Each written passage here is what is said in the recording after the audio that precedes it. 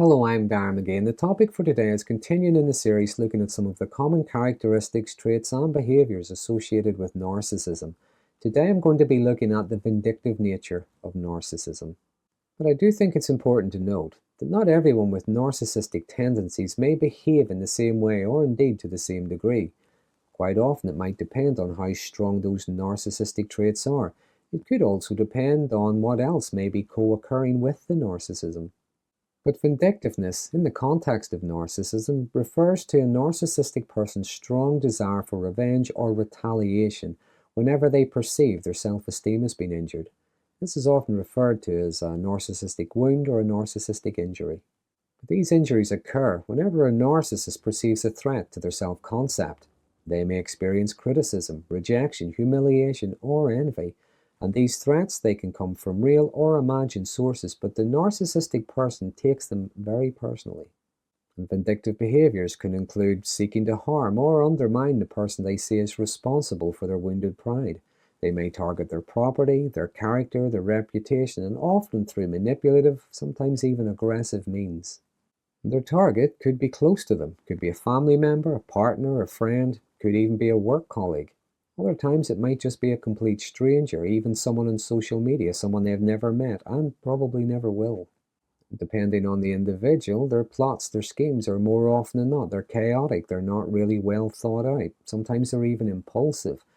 But that being said, they can still be quite destructive, sometimes even sadistic. And sometimes no amount of retribution is ever enough. It never takes away that perceived wound. So some examples and some of the motivations behind the vindictive behavior is, first of all, a desire for revenge. Narcissistic people are often driven by a strong desire to seek revenge on those they perceived as having wronged them. Now, they may have been genuinely wronged somehow, but other times it could be something as simple as maybe someone proving them wrong in an argument, pointing out their behavior, or not giving them what they believe they are entitled to. Narcissistic people tend to have long memories whenever it comes to being emotionally wounded. They can find it extremely challenging to let go of perceived slights or insults. They can hold grudges for years, sometimes even decades, plotting ways to pay back those they believe have wronged them somehow. Which is one of the reasons why, in a narcissistic relationship, they can bring something up the partner did or said even a decade ago, keep bringing it up and attacking them for it. They can also be very defensive. In response to a perceived threat, a narcissistic person may react with anger and vitriol to try to protect their ego at all costs. Now, an example could be maybe a narcissistic person who's been lying about their accomplishments, their status, their competency, their history, or whatever. They might attack someone who knows or has uncovered the truth. They might attack their version, their experience, their information, their level of competency. They may try to destroy their character, try to make them an unreliable source of information. Next, a common characteristic of narcissism is a lack of empathy for others, so they are more focused on their own feelings and their need to protect their own self-esteem. This lack of empathy can also lead them to disregard the harm their vindictive behaviors have on others. It's all about them. The lack of empathy can also lead to a lack of insight, so they may miss nuance, they may miss context, so they may see offense where there isn't any, but still react with bitterness. The vindictive behavior can also be a way to maintain a sense of control over their environment, their relationships, their status. So they can be vindictive to keep others in line, to keep them submissive to their demands, even when it emotionally damages them. So people around them might fear challenging them due to their anger, due to their cruelty. And sometimes you may see this with those who support them, their enablers, sometimes referred to as flying monkeys. They carry out the narcissist's bidding more out of fear rather than out of loyalty. They don't want that vindictiveness being turned on them. Another common characteristic of narcissism is an inflated sense of self-importance, and they believe that they are entitled to special treatment, admiration. So when they don't get whatever they believe they deserve, they may react vindictively as a way to regain control, assert their perceived superiority, or to punish. They believe they are being treated unfairly. Next, narcissistic people often construct an idealized self-image of being exceptional and superior, and they rarely take responsibility for their own actions or admit wrongdoing. So when they fail at something, it threatens their self-image. When they're at fault, they tend to blame others. And they can be quite vindictive in how they deflect the blame onto others to try to maintain that self-image as being faultless. An example might be how a narcissistic parent often scapegoats their own child and punishes them to divert attention from their own errors and their own behaviors. Another reason for the vindictiveness is criticism. Narcissistic people tend to be highly resistant to criticism, sometimes highly sensitive to it, so even constructive criticism can be seen as a direct attack on their self-worth. So they might react with anger, defensiveness, or resentment whenever someone points out their flaws and their mistakes. They can even perceive criticism where there isn't any. Perhaps someone just has a different opinion. But an example could be if a co-worker were to offer constructive feedback of their work, a narcissistic person might retaliate by maybe spreading false rumors about that co-worker, their integrity, their competency, to damage their reputation. That being said, due to their envious nature, they could behave in pretty much the same way if they see a colleague who is well thought of, popular, good at their job, but it's still being vindictive.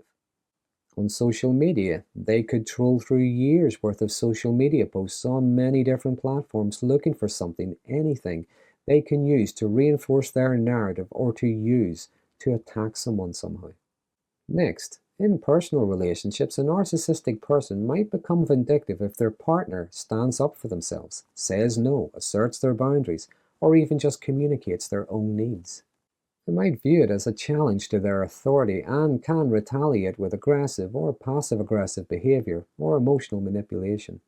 So they might punish by giving the silent treatment, they might bring up issues from years ago, they might start arguments over nothing, finding flaw and fault in the partner just to deflect. Now, some narcissists can be antagonistic by nature. An antagonistic narcissist is a subtype of a grandiose narcissist. I've made a video on that previously if you want to watch that. But they relentlessly seek dominance and control, employing manipulation, emotional abuse, and belittlement as tools to assert superiority. They're not really interested in resolutions or solutions. They like to keep the conflict going, often seeing an apology as an admission of guilt, which further justifies their venom.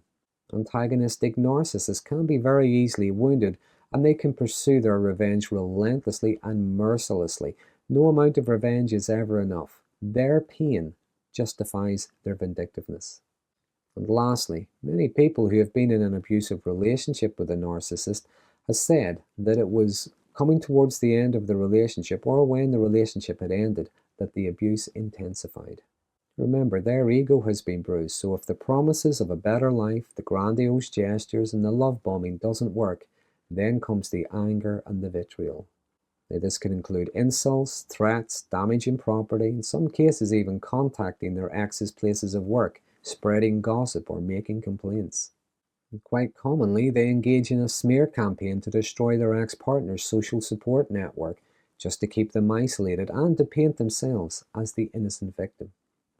Some people have said that when they did decide to return, give the relationship a second chance, it didn't take long until the abuse, the insults, the manipulation came back.